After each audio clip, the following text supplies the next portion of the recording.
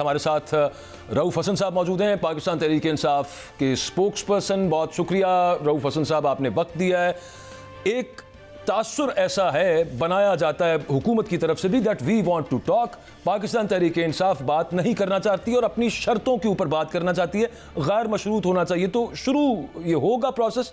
आप इनकी ऑफर को कितना सीरियस समझते हैं, वो जो रिकंसिलिएशन की ऑफर कर रही है government? Thank you once again. भाई मैं इन लोगों को बहुत पुराना जानता हूं। इनके कहने और करने में बड़ा तजाद है। नंबर एक बात तो ये है। नंबर दो बात ये है कि खान साहब के खिलाफ जो केसेस हैं वो फेक हैं, वो फ्रिवलस हैं, वो फ्रॉडुलेंट हैं। उनकी कोई बेसिस नहीं है, बिल्कुल नहीं बेसिस। नंबर तीन, इन पॉलिटिकल पार्टीज के साथ, खासकर वो तीन पॉलिटिकल पार्टीज जो इस वक्त हुकूमत में शरीके कार हैं, ये इन्होंने अवामी मैंडेट के ऊपर डाका डाला हुआ है।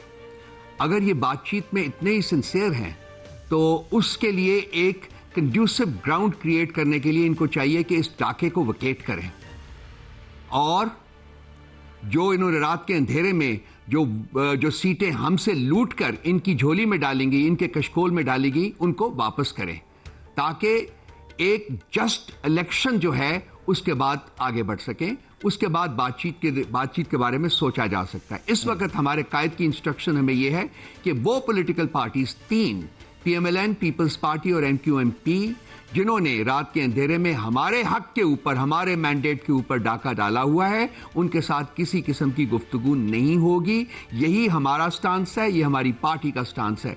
बाकी तमाम पॉलिटिकल पार्टीज के साथ हम एंगेज्ड हैं, एंगेज्ड रहेंगे। 6 पॉलिटिकल पार्टीज का इत्तेहाद बन चुका हुआ है और ये इत्तेहाद जो है इसके बहुत जल्दी इसमें और भी कुछ पॉलिटिकल पार्टीज जो हैं वो शामिल होंगी। सो ये नहीं कि हम पॉलिटिकल पार्टीज के साथ एंगेज नहीं करते। इन पार्टीज में भी जो हमारे साथ शामिल हैं, आप इस बात को वाउच करेंगे कि हमारे इनके साथ भी शदीद इख्तलाफात रहे हैं पास्ट में, लेकिन हमने उन इख्तलाफात को भुला के हमने कहा है कि नहीं, पाकिस्तान में जमहूरियत की जद्दोजहद जो है, पाकिस्तान की बका, पाकिस्तान की सलामती, पाकिस्तान का मुस्तकबिल जो है वो उन इख्तलाफात से बालातर है, इसलिए हम इनके साथ बैठे हैं।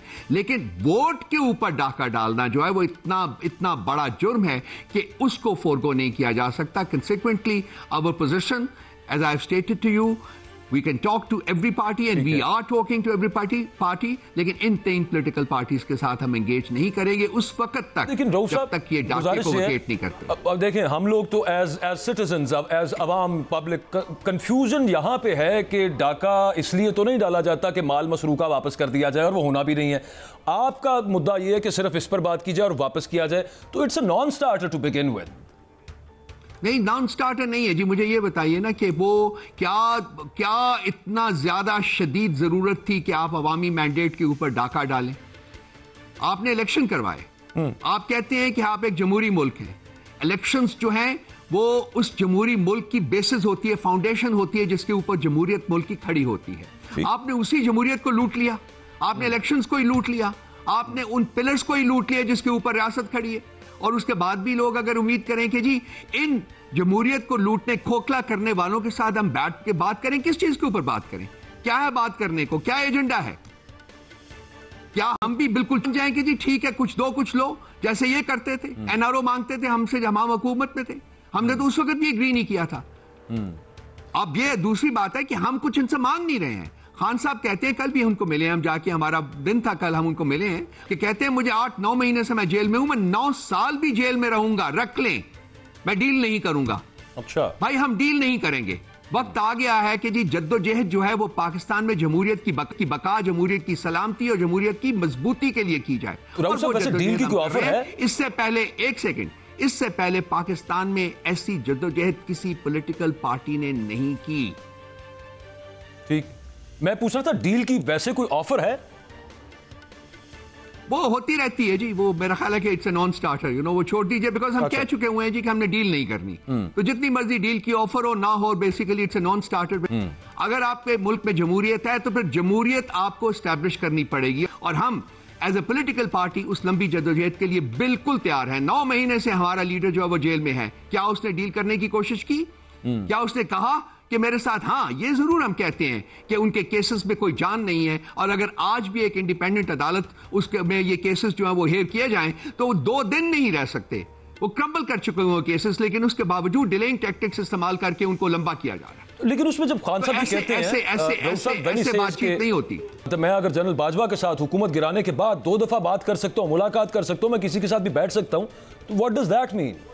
मतलब वो चलना चाहते हैं ना, आगे बात तो करना चाहते हैं। मैं वो नहीं कहता कि मुफाहमत, लेकिन ये कि मतलब इश्यूज के ऊपर बात हो और आगे बढ़ा जाए। देखिए, दूसरी बात एक और है। चलिए, अब बहुत ही हकायक की बात कर रहे हैं, तो मैंने भी प्रोग्राम शुरू होने से पहले कहा कि कोई अच्छी गुफ्तगू कर लेते हैं। देखिए, इन लोगों के पास जो हमसे बातचीत करने का कह रहे हैं, इनके पास है क्या देने को हमें? ये हकीकत है, इस हकीकत को एक्सेप्ट करना पड़ेगा। इसलिए हम कहते हैं कि जी बातचीत हो जाएगी, लेकिन वहां भी हम डील नहीं करेंगे। वो बातचीत क्या है? वो बातचीत ये है कि हर इदारे का एक कॉन्स्टिट्यूशनल रोल है मुल्क में, पॉलिटिकल रोल प्ले करे। मुझे इजाजत दीजिए कि मैं आपसे जब करते हैं तो कॉन्स्टिट्यूशन को वायलेट किया जाए। बिल्कुल ठीक है, बिल्कुल ठीक है, लेकिन at the same time Imran Khan साहब ये कहा करते थे कि इस चीज को इससे डिनाई नहीं किया जा सकता, इस बात से कि एक पुराना रोल उनका है एस्टेब्लिशमेंट का बहुत सारे मैटर्स के अंदर, और उसको एक्सेप्ट करें। और वो एक हाइब्रिड वाला मामला, वो हाइब्रिड प्लस हो गया अंडर शहबाज शरीफ साहब। 2 पाकिस्तान की बड़ी पॉलिटिकल पार्टीज एक ही तरह की सोच रखती हैं, allow me to say that also. अब अगर आपस में पॉलिटिकल स्टेक होल्डर्स बैठ जाएं और उसको कॉन्स्टिट्यूशनलाइज कर दें उनके रोल को, जैसे इंडोनेशिया में किसी दौर में हुआ था, बर्मा की मिसाल हमारे सामने, गो के वहां पे चले नहीं वो मामलात, वो रिवर्स भी हो गए इंडोनेशिया में तो। लेकिन ओवरऑल पाकिस्तान में अगर यूं कहीं आगे चलाना है और दोनों रहनुमा ये बयान देते हैं, तो उसको फिर लीगल कर देना, उसको कॉन्स्टिट्यूशनलाइज करते, लेकिन उसके लिए बैठना पड़ेगा। देखिए मसला ये है कि ये जो लोग इस वक्त बातचीत करना चाह रहे हैं या बातचीत करने के लिए स्टेटमेंट्स दे रहे हैं, इनके पास देने को हमें, अगर इनके पास कुछ नहीं है हमें देने को मेरे भाई, तो इनके साथ बैठ के बातचीत करने का हमारा सूली फैसला है कि जी हमने इन लोगों से बात नहीं करनी, क्योंकि ये डाका डाला हुआ है इन्होंने। अगर बातचीत करनी ही है तो वो फिर मसाइल को हल करने के लिए की जाएगी। वो मसाइल हल करने के लिए कुछ बात मैंने आपके पिछले सवाल के जवाब में कही है।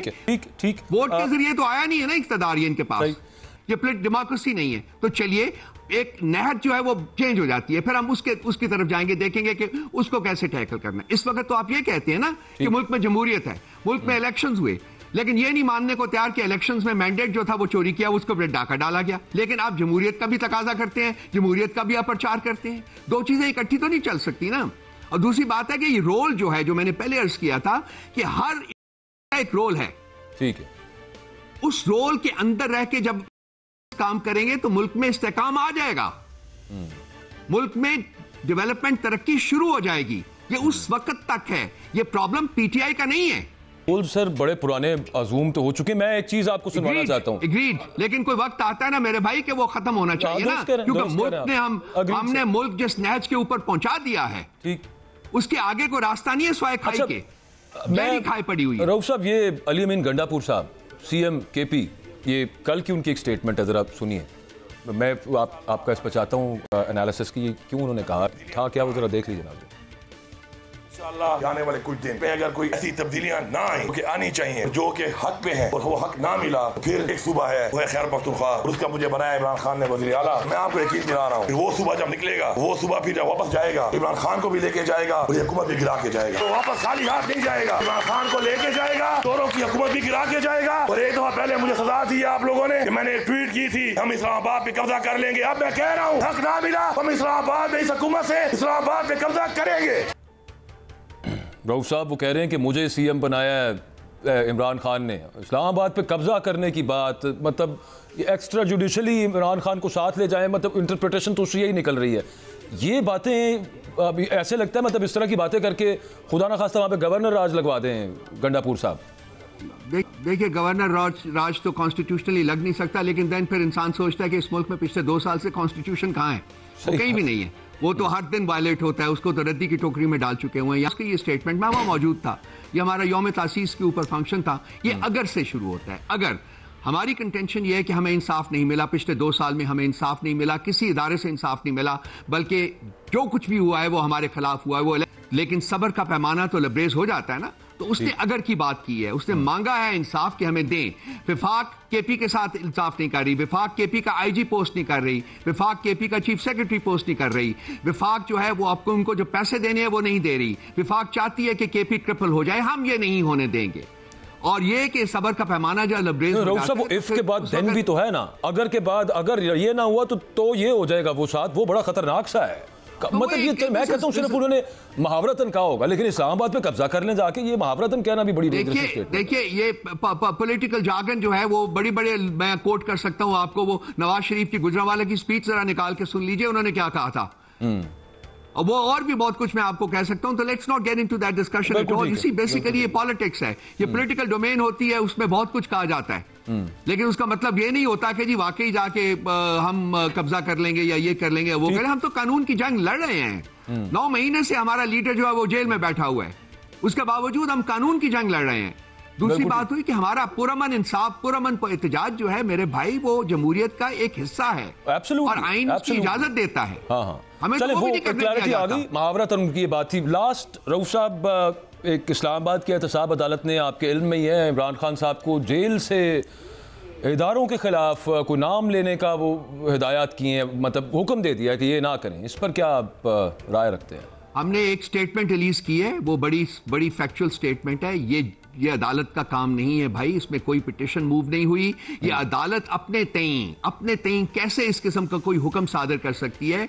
ये आइन के आर्टिकल 10, आर्टिकल 9 और 19A के मुतसादम है, जो हमें ये तमाम हकूक देता है, हमारे लीडर को ये तमाम हकूक देता है कि वो बात कर सकते हैं। अगर किसी ने पिटीशन मूव की होती, अगर किसी ने इस्तदा की हुई थी अदालत से इस किस्म का कोई हुक्म सादर करने की, तो वो लॉजिक बनता था। फिर उनको रैशनल देना पड़ता कि क्यों वो एक ऐसा हुक्म दे रहे हैं जो कि आर्टिकल्स के, जो इस कॉन्स्टिट्यूशन के 3 आर्टिकल से मुतसादम है, उसको भी उसके रैशनल देना पड़ता। लेकिन ये अपने तई अदालत अपने ऊपर ये रिस्पॉन्सिबिलिटी लेके इस किस्म का हुक्म सादर करने से एक ही चीज साबित होती है